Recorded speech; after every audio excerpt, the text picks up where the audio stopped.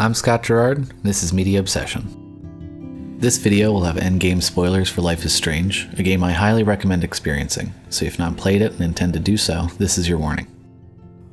Don't Nod Studios' Life is Strange is a fairly unique game in a lot of ways. For one, it's not often that the video game protagonist is a quiet, introverted high school girl. For another, it's a largely non-violent game, standing out from even its peers in the episodic adventure game category. But the one thing I want to focus on today is something I've never seen in a video game before, or any medium. Life is Strange allows the player to choose not an evil ending, not a bad ending, but the wrong one. One that does not complete the narrative arcs the developers were intending to tell. The story of Life is Strange follows Max Caulfield, a senior at Blackwell Academy, as she grows into someone who can make hard choices and find confidence in doing so with the help of a supernatural ability to rewind short sections of time, along with some other related abilities that she learns as the game progresses. Fuck this shit! Ow! That hurt! Damn, I better rewind. Alyssa, move your head. If you insist, Max.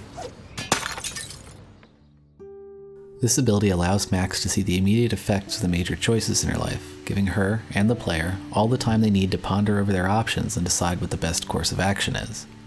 Early on, Max will always second-guess the choice the player makes, questioning whether she should go back and change her mind. If the player does, Max will be equally unsure of that option as well. No, he does not buy that at all. I may have just flushed my scholarship down the toilet. Yes, I could rewind and actually tell him the truth. Of course this academic drone won't do anything, since the Prescott family owns Blackwell now. Should I rewind and change my story? This sort of indecisiveness plays a major role in the themes of the game, and characterizes much of Max's actions. The gameplay of being able to go back and right wrongs is a great example of mechanics as message, something I feel is generally lacking in most game design. Since Max often doesn't trust her own judgment, she invites the player to do so as well. She, like the player, still has to weigh the long-term effects of her decisions. Max always worries about the choices she's made, and feels that if she had done things differently, her life and the lives of those around her would turn out better. She continues to dwell on this throughout the story, will often bring up regrets about the choices the players made in key moments. Sure you don't want to be alone? Sit down if you want. Are you pissed at me? I just wanted some backup. I'm not as brave as you. And David is indeed a step douche. I'm sorry you had to experience it firsthand. This theme carries through to other aspects of the design as well. Max being a photographer is a key element of this, showing her wistfully looking at old pictures and wanting to live in the brief moments that they capture. In Life is Strange, photography is used in a lot of ways. While the main villain uses it for subjugation, Max's friend Warren uses it to find connection, and the school bullies use it to humiliate others, Max always tries to capture a moment that she's happy in, to save it for later so she can look back on it.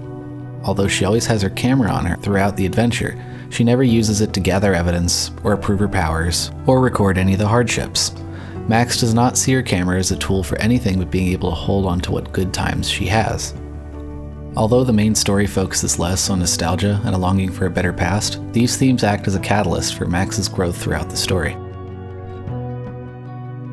Life is Strange is set in a Twin Peaks-esque Arcadia Bay, and is a blend of 80s-style thriller where our protagonist has to piece together a mystery without the help of the law, and a modern, pastel-tinted indie drama where interpersonal issues balloon out into tragedy to create a lot of moments of genuine gut punches.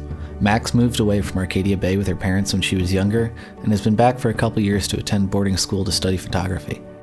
She discovers her power one day in photo class when she has a nightmare of an approaching storm, one that reoccurs throughout the game, becoming more menacing as time goes on, and leaves to get some air.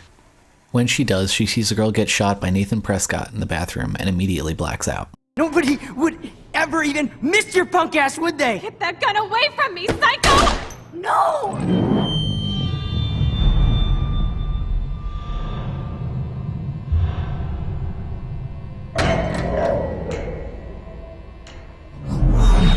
She bolts awake, realizing that she's skipped backwards in time, and uses her power to save the girl, later realizing that the person she saved was Chloe, a childhood friend of hers she hadn't been in contact with since she moved from Arcadia Bay. The two bond again, despite some tension over Chloe's feelings of abandonment, as Max confides her newfound abilities with her. Chloe as a character is almost completely an embodiment of teenage frustration with the world and how it's turned out for her. She has moments of pettiness, anger towards her stepdad, frustration when she's not the center of Max's attention, and often a to hell with the consequences attitude, contrasting Max's position at the start of the game. They set about using Max's abilities to affect change in the world, some morally straightforward, like confronting a violent drug dealer or saving a friend who's seconds from jumping off a roof.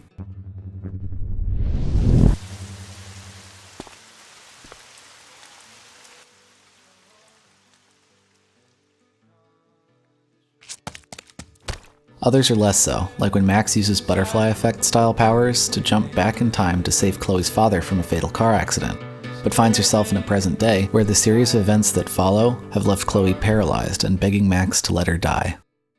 I'm saying that being with you again has been so special.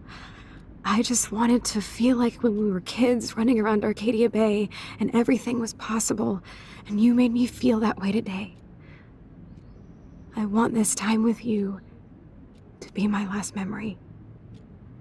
Do you understand? Yes, I do. Their main goal together is to solve the case of a missing girl, Rachel Amber, a friend and later revealed lover of Chloe. They track down leads, looking into the files at Max's school, a drug dealer who was friends with Rachel, and some information Chloe's stepdad collected. After several twists, turns, and side vignettes, figure Nathan Prescott as the culprit. Towards the end of the mystery, they find a hidden photo studio under an old barn owned by his family, containing pictures of Rachel being buried. The two race to the spot in the photograph and to their dismay find her body. The murderer tracked them there, killing Chloe and capturing Max. As she struggles to get free, she uses her powers in the end to successfully keep Chloe alive, apprehend the murderer, and go on to achieve everything that she wanted. Unfortunately, the strange storm in her nightmares is approaching the town, and Max is left to make the final choice of the story.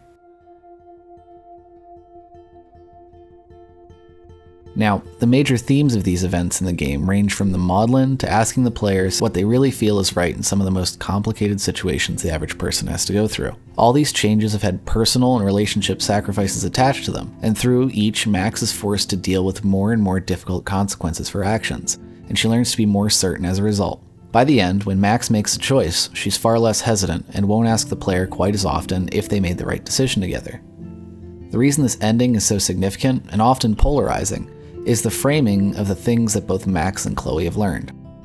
The last episode concludes with Max and Chloe together at the lighthouse at the edge of town, overlooking the massive storm that's coming to destroy the entire bay.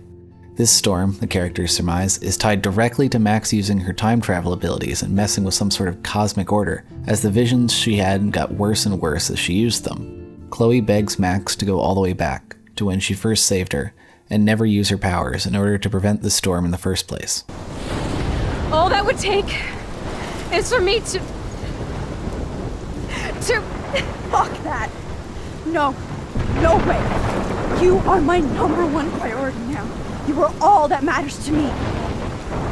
I know. You prove that over and over again. Even though I don't deserve it. I'm so selfish. Not like my mom. Look what she had to give up and live through. And she did. She deserves so much more than to be killed by a storm in a fucking diner. Even my stepfather deserves her alive. There's so many more people in Arcadia Bay who should live. Way more than me. Don't say that! I won't trade you! You're not trading me. Maybe you've just been delaying my real destiny. Look at how many times I've almost died or actually died around you. Look at what's happened in Arcadia Bay ever since you first saved me. It's a bit of wild science fiction logic, but the writing makes it clear that the storm will destroy the town and likely kill everyone in it if Max does not go back. This is the point where the player is asked to make the final choice. Do you save Chloe, the friend you've shared this experience with, who you've left before and spent the entire story protecting? Or do you save every other person you've met on your journey? Neither is an easy thing to do, and being the final choice, you can't rewind. At the time of this recording, the reported statistics show 47% sacrificing Arcadia Bay, and 53% sacrificing Chloe. But the game makes it fairly clear the outcome they've designed for. Throughout the narrative, Max has learned to confront challenges more, she's learned to own up to her choices, and become more fearless in the face of a situation that she would rather run from. Chloe has grown as well. With this moment as a tipping point, she accepts that saving her so often is part of the problem. She sheds the pretense of being the only important thing in the world, and when she looks out at the bay and all the people that she'd been so resentful towards, Chloe tells Max that she accepts sacrificing herself to save everyone. What makes this choice so unique is that I've never, outside of DMing a Dungeons & Dragons campaign, been given the opportunity to sabotage a character's growth. If the player decides to sacrifice Chloe, Max has to deal with the loss of her best friend head-on, the culmination of Max learning to make hard personal choices. Whereas if she chooses to sacrifice the town, she and Chloe run away from their problems, losing all the forward momentum in their characterization. In most any other medium, this would be a ludicrous decision to put in the hands of the audience. To let you decide if a fully realized character arc gets completely reversed at the last minute would almost ruin the entire point of having a narrative structure in the first place. But when Life is Strange poses this as a decision, what they're asking you isn't what flavor of Infamous or Bioshock ending you'd like, where both are just different forms of power fantasy. Don't Nod Studios isn't setting up an established ending and giving the player a choice about how to feel about it, like many of BioWare's narrative RPGs. The developer's asking you, as an audience, to confront the hard choice.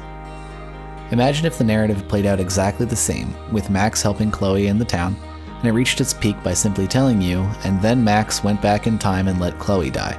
Even if the developers forced you to play out the scene, letting Chloe get killed, there's something missing. And it's because the implicit point of a game is to reach the end, so you would have no say in the events. It's not to say it still can't have emotional weight, it certainly would, but it robs the player of agonizing over doing or not doing what has become the core focus of the work as a whole. That's not to say every narrative-focused game would be better for having the player make these sorts of choices. Grand Theft Auto wouldn't have had a stronger impact if you're given the option to make Trevor put down his gun and find an honest 40-hour work week in the convenience store you keep robbing. But when it comes to these sorts of difficult, choice-driven games, there's a lot to be said with trusting the audience to realize what a character is building to. That's not to say that those 47% who chose to save Chloe and make that the ending to their story ruined the work. Now, I have to be honest. Full disclosure, on my first playthrough I did actually save Chloe. Chalk it up to the excellent characterization by the developers, but I saw the narrative threads and still couldn't bring myself to give her up. I sat for a full 20 minutes trying to figure out what I wanted to do. Objectively, narratively, and logically, saving Arcadia Bay was the right decision. But as a player, as a person who had spent hours playing the role of Max, losing the last thing I was fighting for in the name of the greater good was too much. I watched the end credits as Max and Chloe drove away in her truck, silent but for one of the music themes, and felt that I had failed. Not in the same way a game over screen tells me I died and have to try over again, but that despite everything, despite the many challenges my Max overcame, when it came right down to it, she couldn't make that final sacrifice. Max, in a meta sense, relied on me, the player, to help her become a stronger person. In the end, I wasn't able to do so. I hadn't failed Life is Strange, but in a way, I had failed Chloe and Max. There's something wonderful and truly unique to games when I can feel that way about a story. Where a film can tell me something about myself by how I interpret the actions on the screen, Life is Strange puts us in the driver's seat and turns a hypothetical that any other medium shows you into a literal choice, where we have to respond. In Max's shoes, can you do what's right, learn from your experiences, and grow as a person if you have to sacrifice someone you've come to care for? If a story never asks you, do you really know the answer?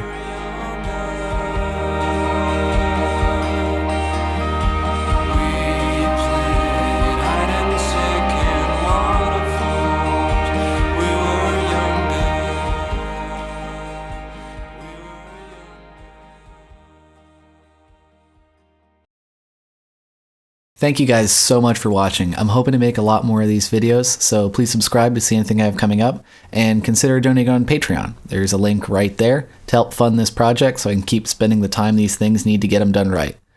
Let me know in the comments below what your ending choice was, and if you have any suggestions for future topics. Don't forget to like and share, and I will see you next time.